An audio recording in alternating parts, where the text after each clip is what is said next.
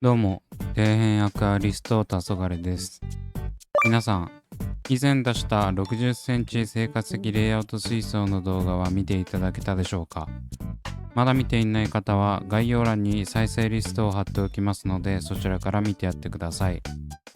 4ヶ月以上空になっていた水槽にようやくレイアウトを作るということで、仮組レイアウトセットまで作成して結構気合を入れて制作を開始しました。正直出来栄えに関してはいろいろと思うことはあるんですが、レイアウト水槽は結局どれだけ作ったかが経験値になると思うんで、あまり気にしない方向でいきます。とりあえずやりたいこととしては、まだやったことがないショートヘアグラスの絨毯を作ることと、単額ではない普通の石組みレイアウトがしたいということと、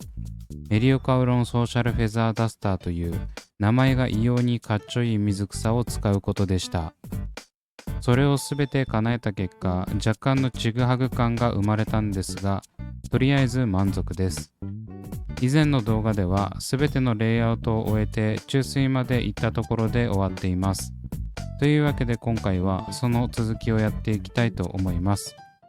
前回はえらいアクシデントが起こって大変だったんですが、無事に終わらせることができるのでしょうか。それでは早速やっていくんですが、まず最初にやるのはこちら。外部フィルターのセッティングです。この外部フィルター取り付け、人によってはやりたくないことナンバーワンに入るのではないでしょうか。理由はだいたい呼び水がうまくできないというところだと思うんですが、サイフォンの原理を理解すればそれほど難しいことではありません。自分は何度も外部フィルターをセッティングすることで直感的に覚えた感じなので、偉そうに講釈垂れることはできないんですが、とりあえず水槽の水面より下に水を引き込むことができれば、勝手に水は下に流れていってくれるよってことだけ覚えておけば OK です。ちなみに今回も例に漏れず、電化の宝刀 A ハイム2213を使っていきます。最初に出しているこちらのフィルターはモーターがついていないサブフィルターです。自分は60センチ規格水槽に関しては A ハイム2213プラスサブフィルターの2213を使用しています。サブフィルターはモーターがヘッドに内蔵されていない関係で重量がとても軽く、取り回しもしやすいのでいいですね。中には露材コンテナの蓋が入っているんですが、露材コンテナは好きじゃないんで、コンテナ本体は使用しておりません。蓋を開けると物理ろ過の要であるアラメスポンジマットが入っています。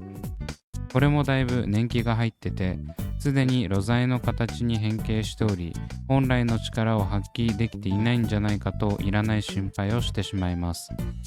まあ、ないよりマシだし、とりあえず使えるだろうという希望的観測でそのまま使用を継続。そして他の露材に関しては全てキャビティで埋め尽くしています。キャビティは自分がずっと推している露材で、正直これだけでいいんじゃないかと思っているくらいです。一応キャビティは生物ろ過もできる物理露材的な立ち位置が一番しっくりくるので、物理ろ過オンリーにするサブフィルターにはこの構成でいきます。ちなみになぜサブフィルターを物理ろ過特化にするのかというと、メインフィルターとサブフィルターを接続する場合は、基本的に給水側をサブフィルター、排水側をメインフィルターという順番にするからです。なので水槽の飼育水が先に入るサブフィルター側を物理ろ過メインにすることで、大体のゴミをこし取ってから生物ろ過をすることができます。生物露材は通水性があまりよろしくないことが多いので、最初にゴミをこし取っておかないとろ過能力がガクッと下がるんですよね。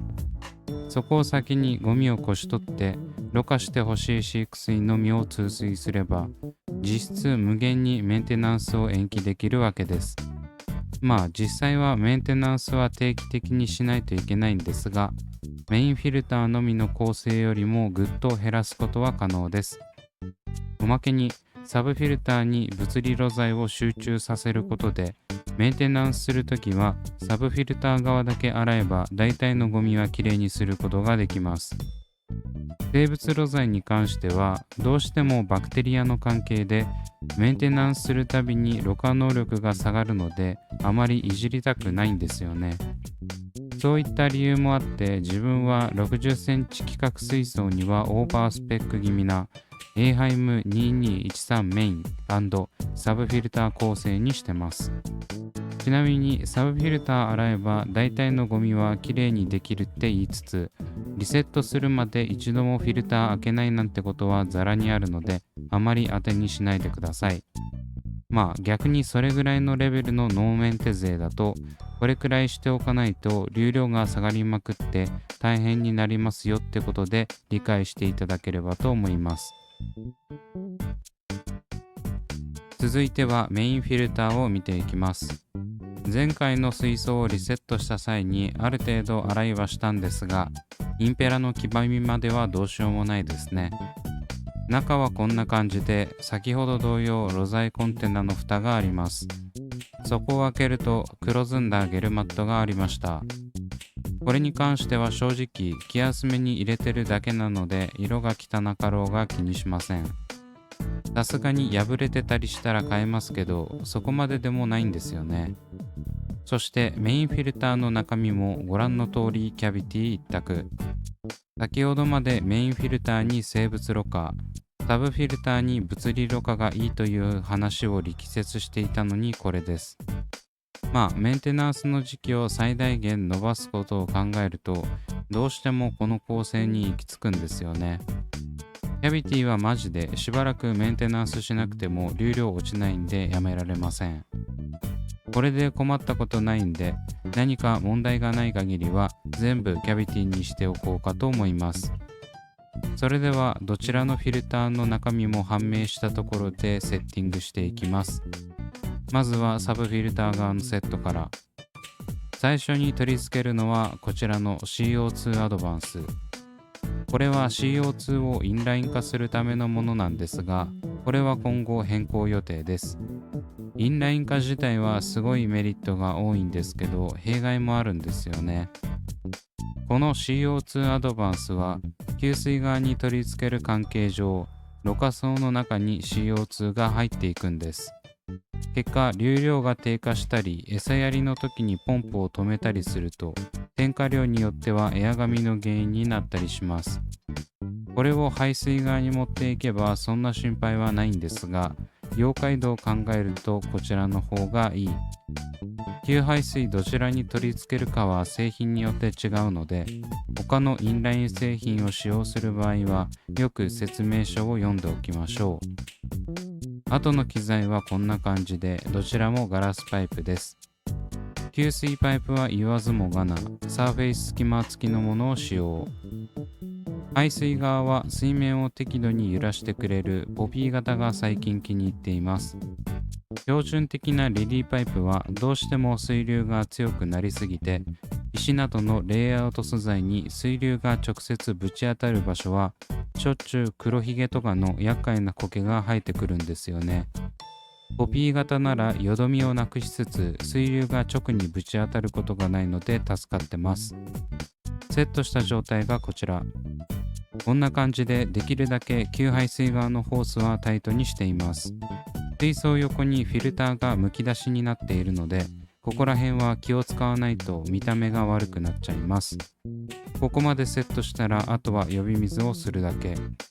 排水側のダブルタップを取り外して、そこから吸うことで水が勝手に流れてきます。こういう作業がしやすいのもダブルタップのいいところで、清掃を頻繁に行わないといけないガラスパイプでは特に必須アイテムになってきます。これがないといちいちフィルターの水を抜いてガラスパイプを清掃するか、水が飛び散らないように手早くガラスパイプをホースから引き抜くかしないといけませんからね。ホースを取り外せるようにするだけの簡単な製品なのに高いんですけど、あるだけでメンテナンス性が飛躍的にアップするので取り付けることをお勧めします。というわけで呼び水も完了したので通知していきます。スイッチオン。なんか設置場所ミスって水槽前面に隙間部分が当たってます。今のところしっかり油膜は取ってくれてるようですが、フロート機能を活用するために場所をずらしておかないといけないですね。しっかり当たらない場所にセッティングし直した状態がこちら。注水してから2日後に取り付けた関係上、すでに油膜が張っていたのでガンガン吸い取ってくれてます。これを見るだけで日頃のストレス発散になります。そんな感じで外部フィルターを設置した状態がこちら。やっぱガラスパイプは綺麗でいいですね。これだけでなんかおしゃれ度が20ポイントくらいアップする気がします。ただこの透明さを保つためには日頃のこまめな清掃が必須になってくるため、この状態は長続きしません。自分の場合はだいたい茶苔にまみれたパイプになるため、一周回ってそろそろガラスパイプじゃなくてもいいんじゃないかと思い始めています。変えるならステンレスパイプですが、ステンレスだと排水部の形状がなかなか変えられないのがネックになってくるんですよね。ガラスパイプは中華製が広く販売されているおかげで、形状が違うものが安価で手に入るのがメリット。もっとステンレスパイプも選択肢の幅が広がるといいんですけどね。というわけで今回は外部フィルターの中身が全部キャビティだったということをお見せしつつ、外部フィルターをセッティングしていきました。今後はキャビティを順次買い足していって、すべてのフィルターをキャビティオンリーにしていきたいですね。その計画が完成した際はまた報告しようと思います。というわけで今回はここまで。Twitter と Instagram やっておりますので、下にしていただけると嬉しいです。失礼しました。